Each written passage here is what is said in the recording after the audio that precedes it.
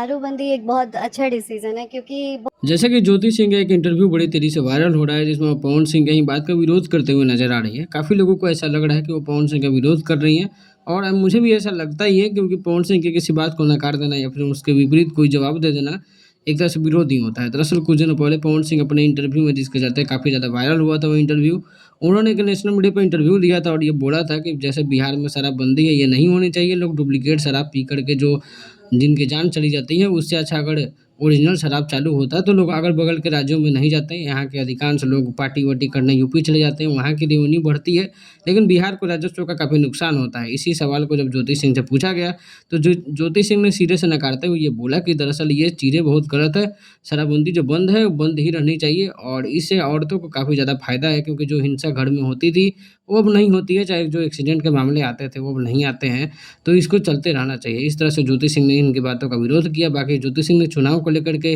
अपना जवाब दिया, कहा कि मैं अपने क्षेत्र में सर्वे कराऊँगी और जैसे जनता बोलेगी जिस पार्टी से टिकट लेना है, जिस पार्टी से जुड़ना है, जनता की ही राय अगर जनता बोलेगी मैं इलेक्शन नहीं लड़ूँ, तो मैं इलेक्शन नहीं लड़ूँगी।